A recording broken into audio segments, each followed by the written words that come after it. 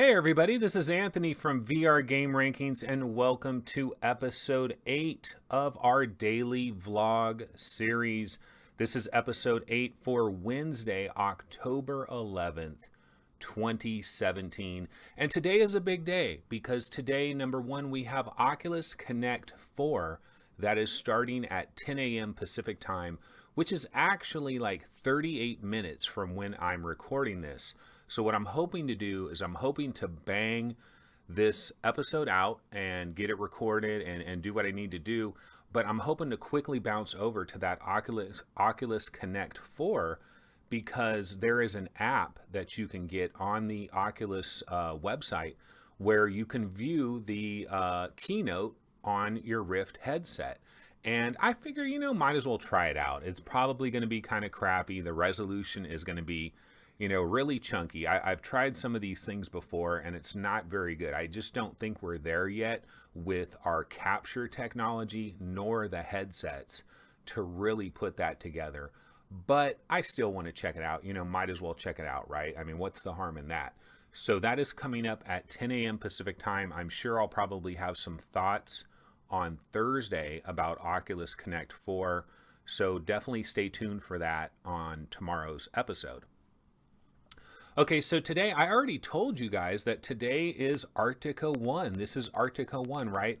So I finally got to play Arktika.1 yesterday. And before I get into that discussion, I want to give you guys a little bit of a backstory on Arktika.1 and like my impressions going into it. So I'm one of these type of people where I don't want to know a ton of stuff about a game way before it ever comes out. Like, people will watch these playthroughs where they know the whole freaking game before it comes out. I don't want any part of that.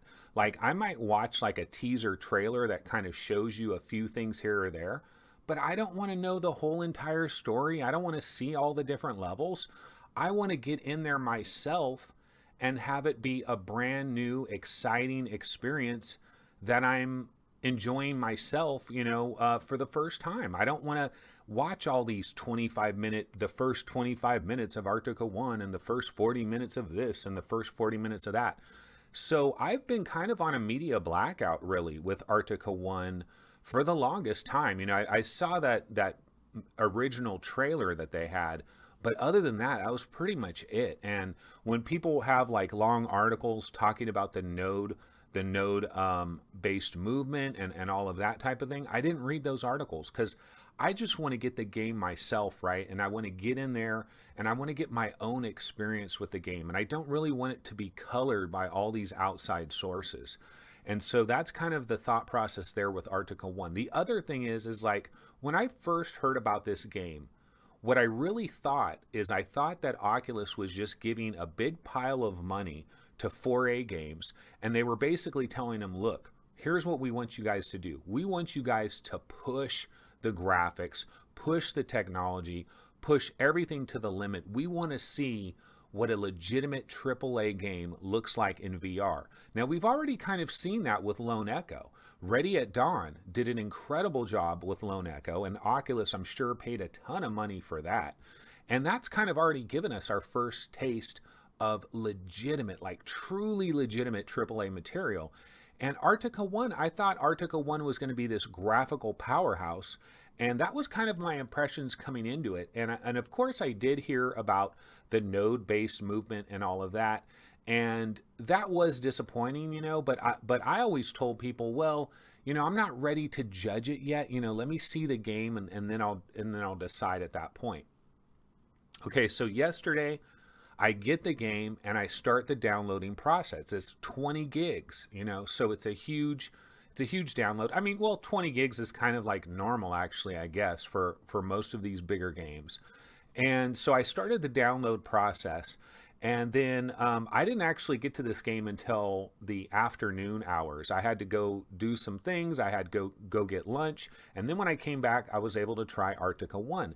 And I played it for probably, let me see, probably well over an hour, like maybe an hour and 20 minutes on my first play session. And then later in the evening, I had another play session. Okay, so I've had 2 play sessions. I've not played through the whole game. I haven't played through a ton of the levels. So all of my impressions right now are just based on these 2 initial play sessions that I've had with the game. So take all that as you will. Now, getting into the game itself, I will say that when you're first in the game, you do feel that production quality. You do feel the graphical power that 4A Games is bringing to this production.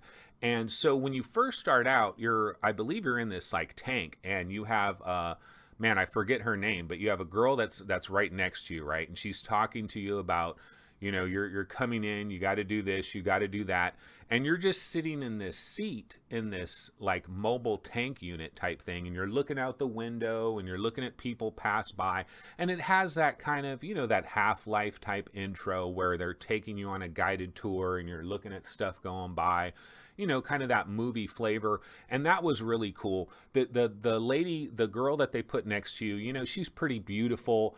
They got her in a skin-tight outfit, which I'm kind of wondering, when are we going to get past this a little bit? Because now that we're in VR, eventually we got to talk about this like sex issue, okay? We really actually have to talk about this at some point. And the reason I say this is in flat gaming, it's not that big of a deal. But in VR, it's a little bit different because when you're in VR, you have these human-sized characters that are right there. They're sitting right next to you.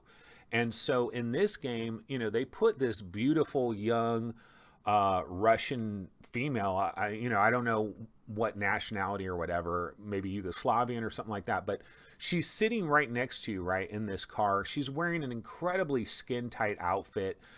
She's got jugs, okay, for lack of a better term, and it's completely skin-tight. And it's like, it's hard to, as a male, I'm just going to be honest and say, as a male, evolution, man. Evolution has programmed us to have certain thoughts and feelings when we see the female form. I'm just going to be straight up and honest about it.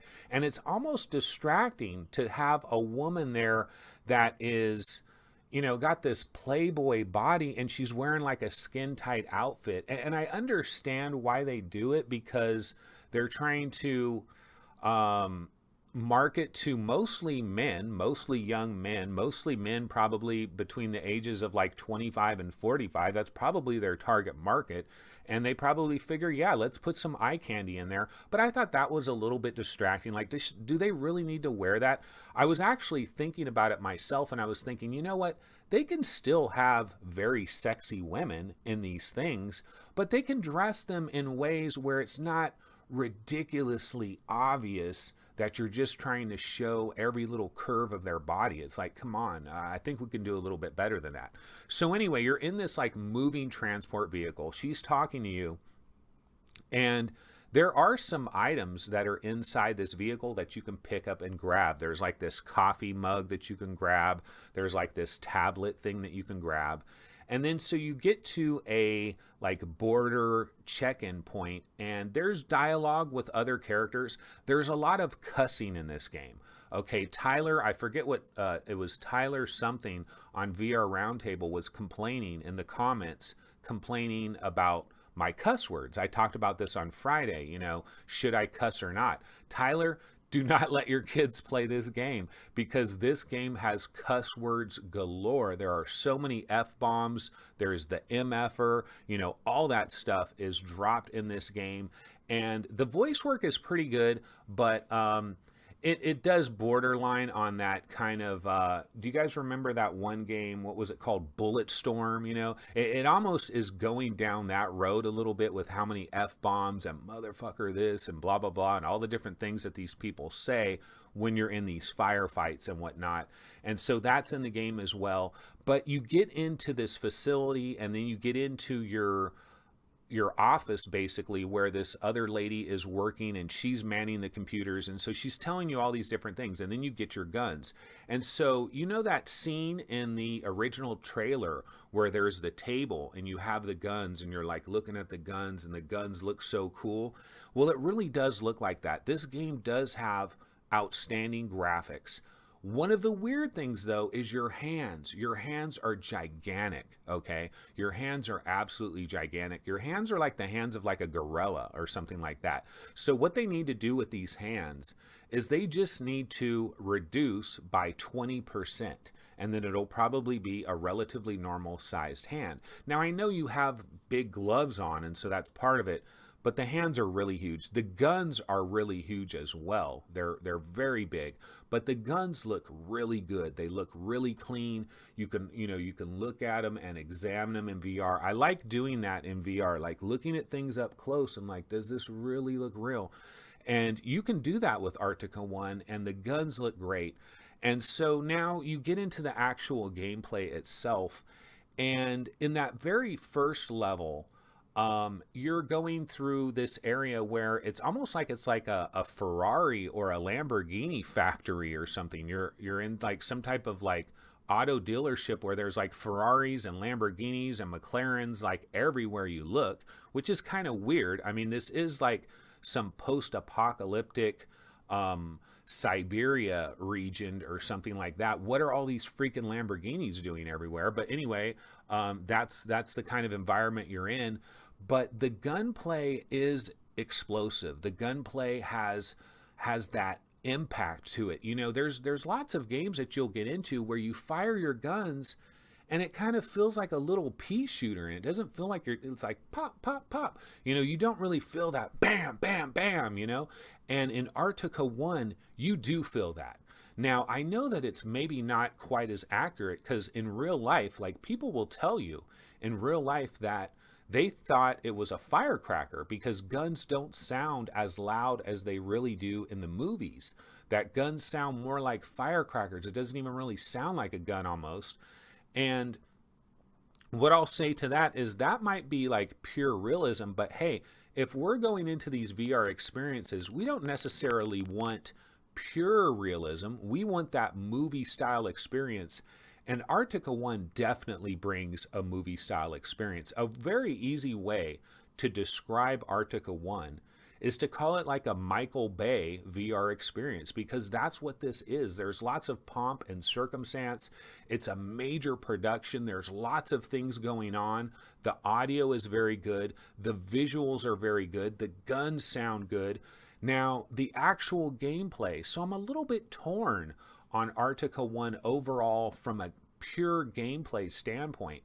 One of the beautiful things about Arktika.1, though, that we did find out yesterday, I was really worried about this $29.99 price point because I thought, oh man, $29.99. If this was like a full-fledged primetime game like Lone Echo or Wilson's Heart or The Mage's Tale, it'd be $39.99. So why is it $29? So my initial assumption was it's $29 because it's really short. Like maybe this is 3 hours, maybe it's 3.5 hours or something like that. A more brief experience similar to, say, Doom VFR, which we're going to get on December 1st later this year. Well, it turns out it's not really that brief of an experience. From what I understand, you can run through Arktika.1 somewhere between 4 and 8 hours. So apparently, some people have seen playthroughs where somebody has gotten through the game in 4 hours, but that's just a straight shot, you know, bam, bam, bam, just going through the game, not really dying, not really having problems being stuck in any location, and just beeline your way through the game. No stopping to smell the flowers or anything like that. And then 8 hours is kind of on the other side. So it's probably around like a 5.5, 6.5 hour experience for probably the average person. And that's a good length. So the $29.99 price, my new theory on this price is it's a $10 apology.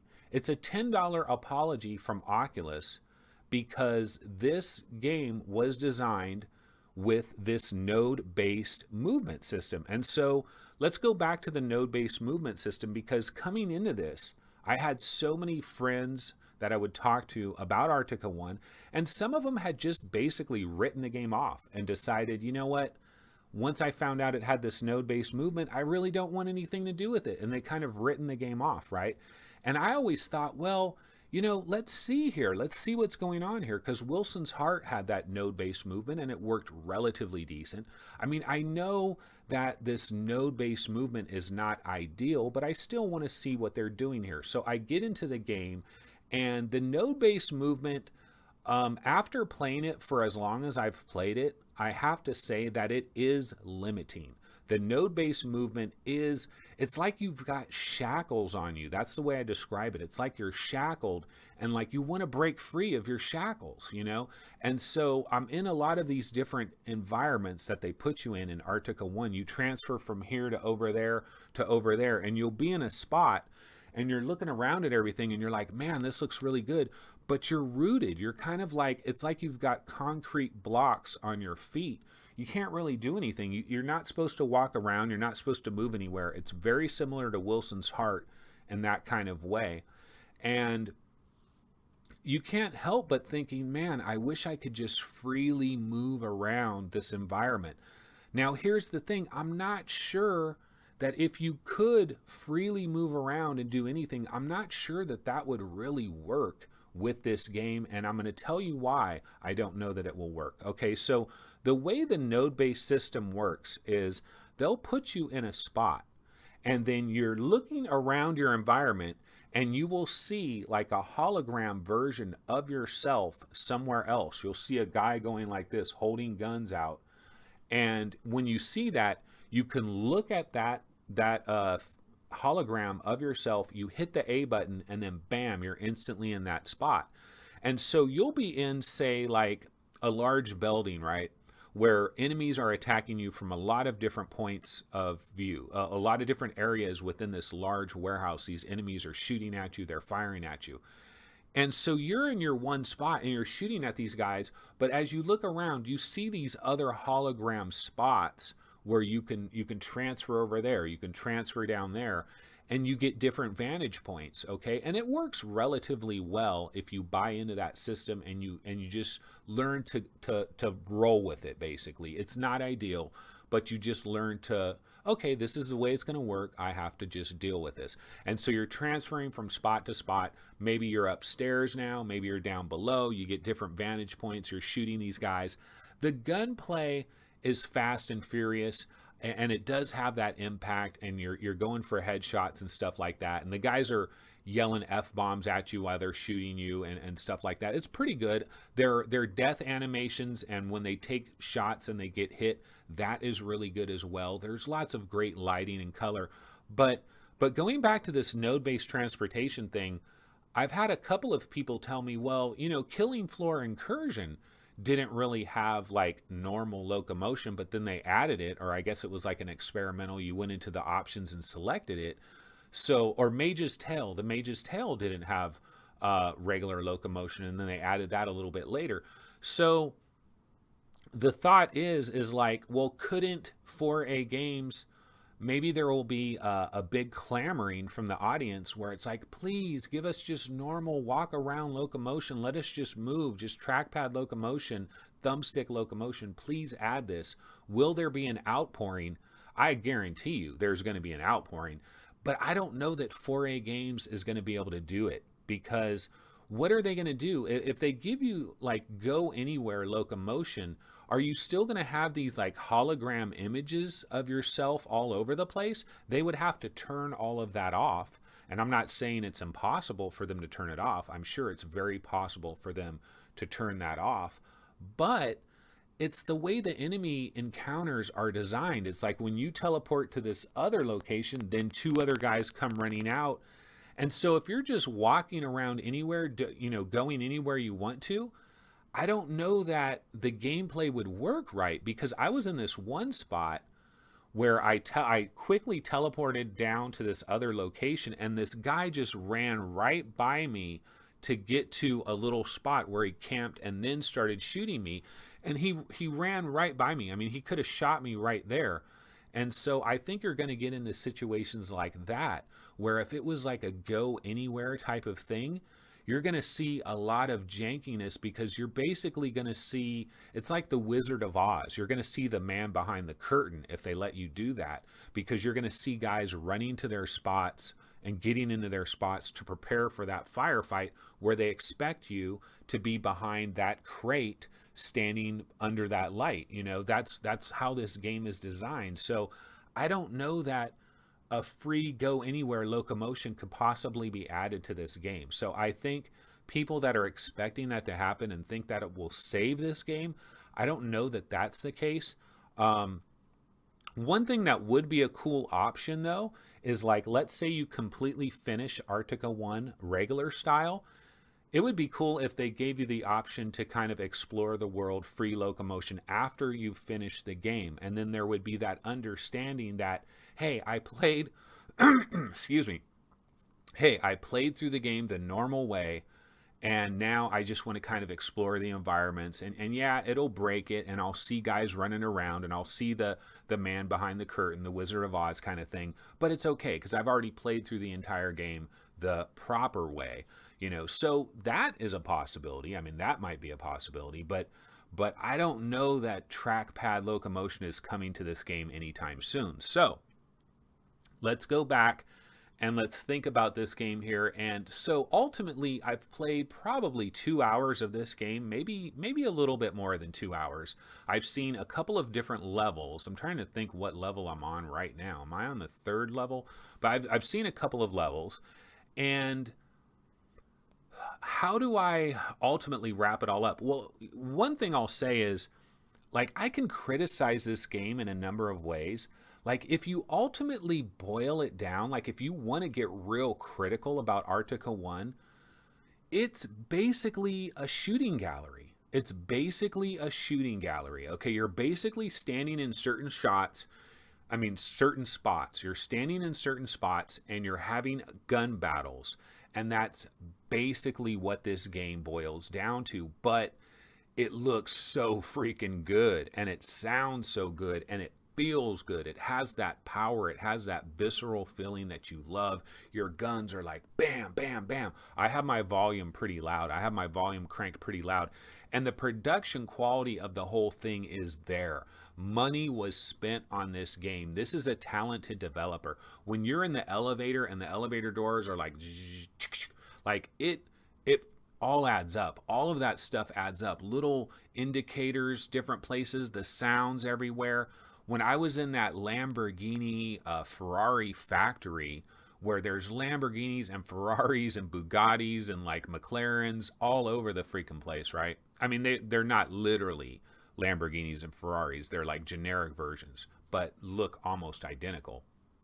When I was in this area, you have, it's almost like they take the cars and they're loading them onto like trains or something. Like, it's all this stuff is moving around. Guys are running around. I mean, it is bombastic. This really is a Michael Bay experience. There's a lot going on.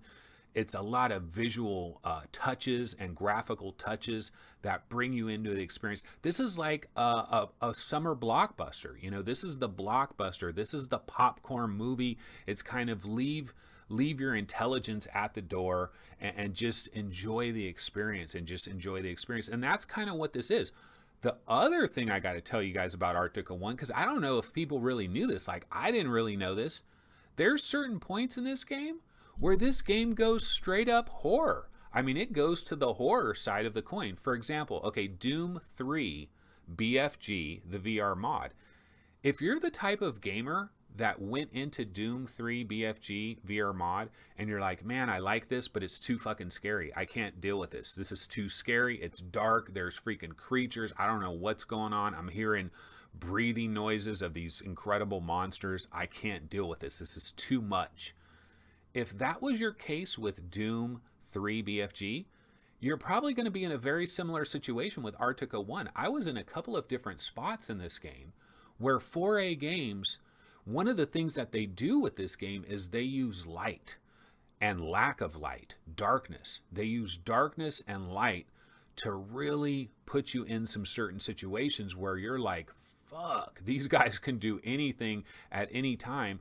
And you're mostly battling like these other mercenary guys with machine guns, actual humans. But, well, spoilers. I will say there might be some minor spoilers through my whole talk here. I probably should have said that like 24 minutes ago. Man, I'm using the whole freaking episode in Arktika.1, and I'm not even going to finish Arktika.1. So I guess this whole episode is Arktika.1. That kind of sucks, but oh well, it's okay. But so what I was saying is there's some freaking horror elements to this game. There's one part of the game where they put me in complete darkness, but you're hearing sound, you're hearing noises, and you're like, fuck, you're at the mercy of the developer, and you're trusting that the developer is not going to freak you out to the 12th degree where it's like not fun anymore, but you just don't know, because when you're in the dark, what it is, it's your mind, man. It's the unknown. Like if we see an enemy, we see a creature, we know what that creature looks like. It might be scary. It might scare the living daylights out of us, but we know what it is. Sometimes it's even scarier when you don't know what's out there. And there were a few different times in Arktika.1 where they put me in that kind of an environment where it's dark everywhere, and then a light flashes over here, and you see something move, you see something scatter across the room, and you're like, oh shit, what is that? And then it goes dark again, and then a light flashes over here, and then you hear something right behind you, and then you turn around, and it's like bam, bam, bam, bam, bam with your guns. There are some monsters in this game. I just talked about Doom 3 BFG.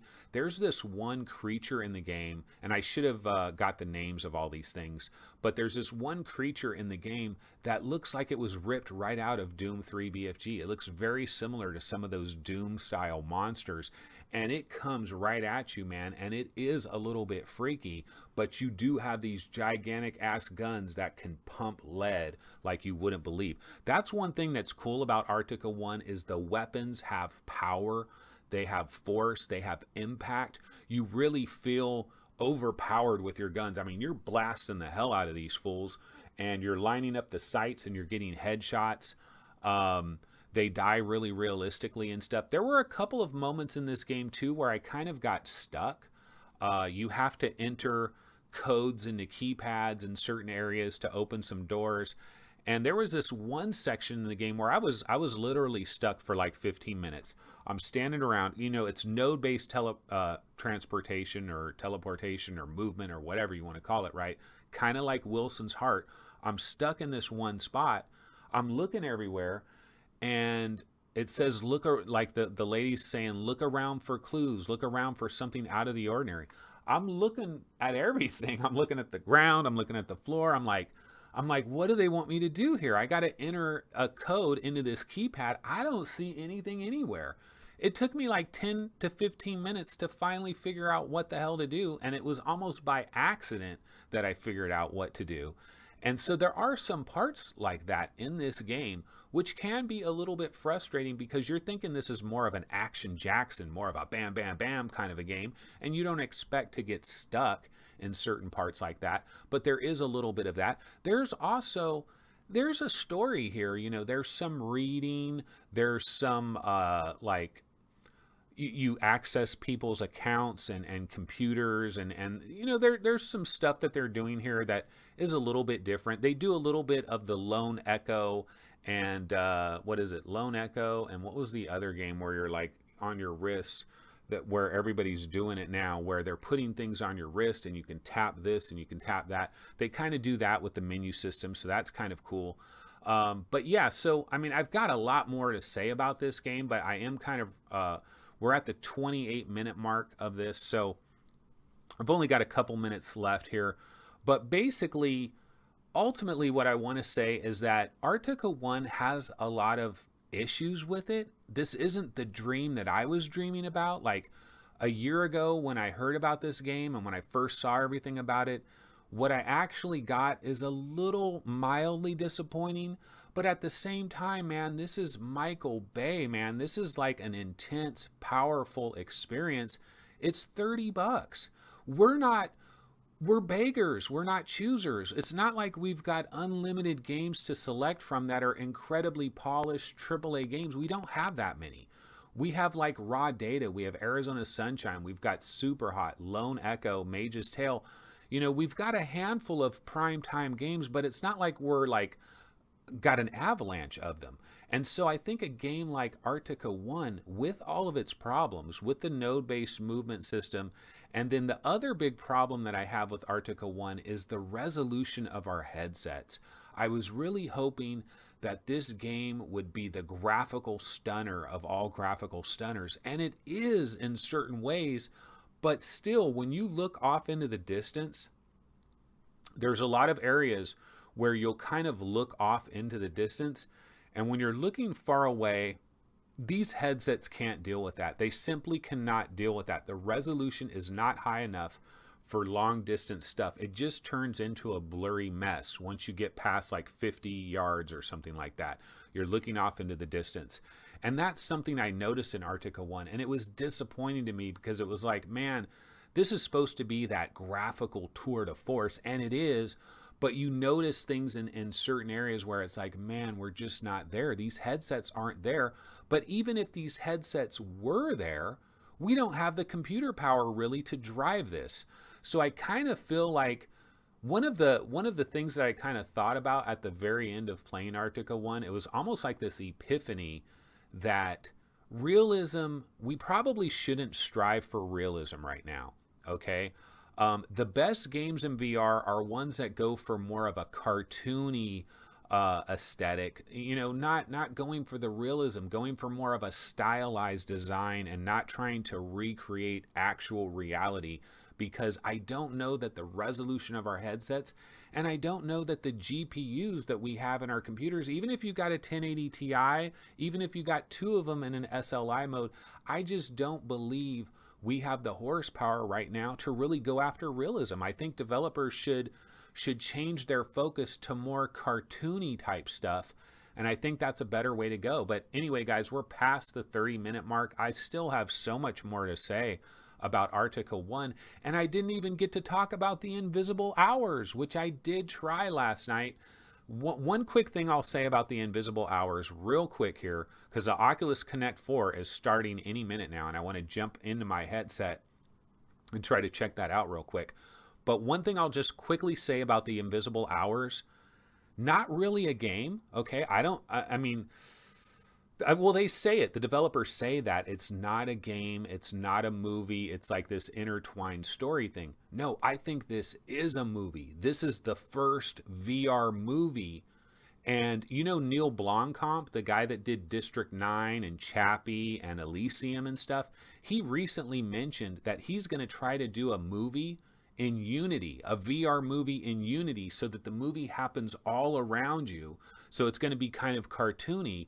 And after playing the invisible hours for like an hour, I completely understand the concept and the idea. This is how you do a movie. This is the future of storytelling. The invisible hours is powerful. I got to talk about that tomorrow.